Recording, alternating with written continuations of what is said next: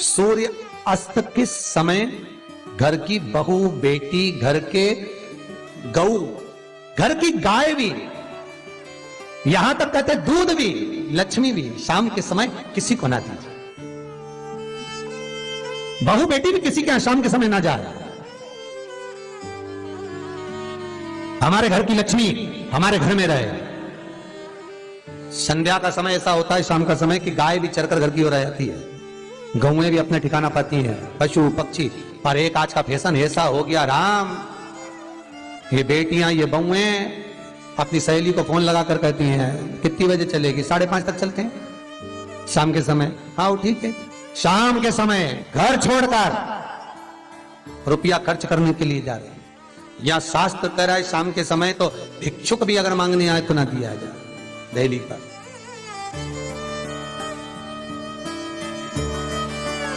घर की लक्ष्मी, घर की बेटियां, घर की बहुएं घर में स्थिर हो, घर में स्थिर। क्या देख रहा है आजकल? चौखट पर भूल कर भी बैठ जाते हैं, उनके शरीर में बीमारी बनी रहती है। चाहे वो 50 डॉक्टर बदल लें, चाहे वो 50 जगह पर जाकर दिखा लें, चाहे कितनी भी आभूषण, मोती, रतन, माणिक बदल बदल कर पहन लें, तो भी उसके शरीर में कष्ट रहेगा ही। जिस व्यक्ति को बहुत ज्यादा बीमारी रहती हो, शरीर में बहुत कष्ट हो, टेबलेट खा खा कर जिंदगी निकल रही हो, बीमारी डॉक्टर का पीछे ही नहीं छूट रहा हो, तो शिव महापुराण, विष्णु पुराण और स्कंद पुराण में जो पुरुषोत्तम कथाओं का वर्णन किया गया है, एक आटे का दिया, उसमें 4 बत्ती, आटे के दिए में 4 बत्ती रखें, तिल्ली का तेल डाल लें, थोड़ा सा उसमें सरसों का तेल डाल लें।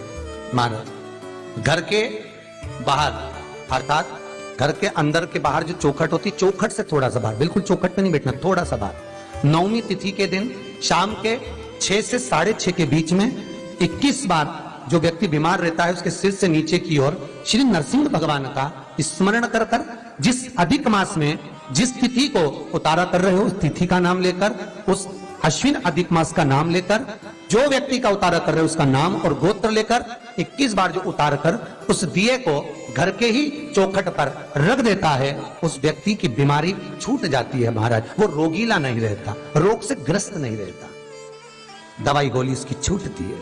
कभी ये डॉक्टर को दिखा लो, कभी वो डॉक्टर को दिखा लो, कभी यहां दिखाओ, कभी वहां दिखाओ, उससे छुटकारा मिलता है। 9वीं तिथि चाहे शुक्ल पक्ष की हो चाहे कृष्ण पक्ष की हो, 9वीं की रात्रि के 12 बजे या 10वीं की रात्रि के 12 बजे घी का दिया हथेली में रखकर दरवाजे के बाहर उस दिए को हथेली में रखकर चंद्र का दर्शन रात्रि के 12 बजे दिए की लो में चंद्र का दर्शन करते हैं, उससे ज्योत प्रबल होती है हमारे।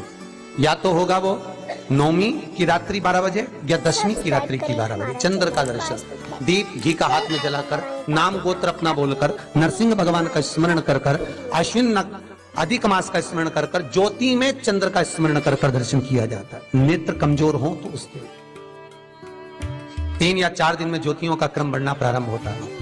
वैसे तो 15 दिन का लिखा है, पर शिव महापुराण कहती है 3-4 दिन का क्रम बहुत बढ़ता जाता है।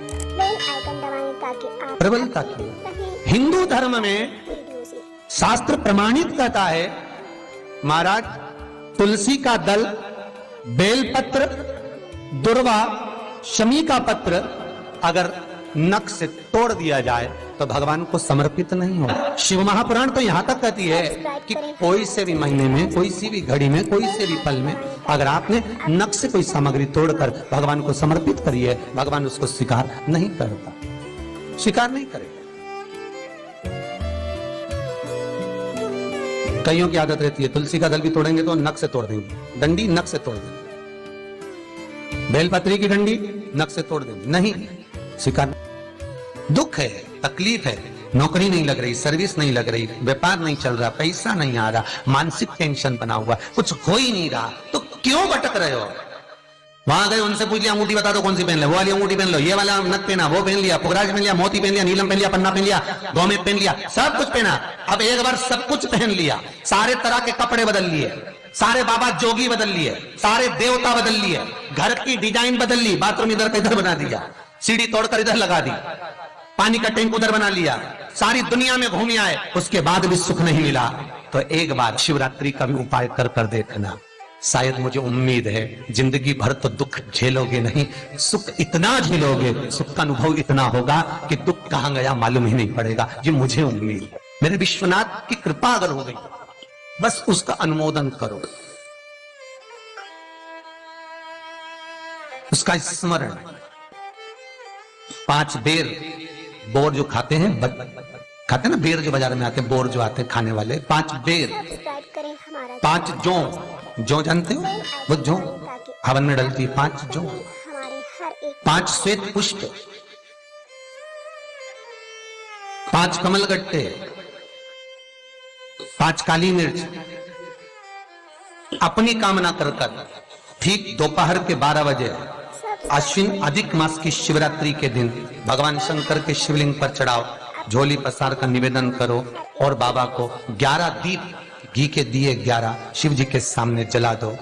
वापिस आओ, शाम के समय जाकर एक चौमुखी दिया भगवान शंकर के मंदिर के सामने चौखट के बिल्कुल बीचों बीच सम्मुख में जलाकर आ जाइए। जिंदगी में कभी दुख नहीं मिलेगा, ये विश्वास रखना, शिव पूर्ण देगा, कभी खजाने में कमी नहीं आ सकती, भंडार वो भरेगा, दुख नहीं, तकलीफ नहीं, कष्ट नहीं।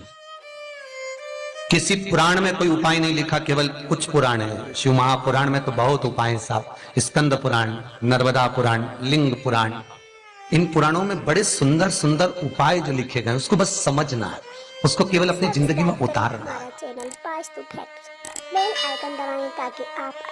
रोग हो गया गुरुजी, बहुत दुखी हैं, बीमारी ने, कैंसर ने घेर लिया,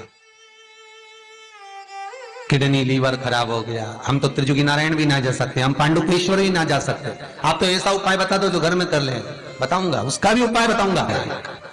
कैंसर, किडनी, लीवर, क्या अकाल मृत्यु वो मरे जो काम करे चंडाल का, काल उसका क्या बिगाड़े जो भक्त हो महाकाल का।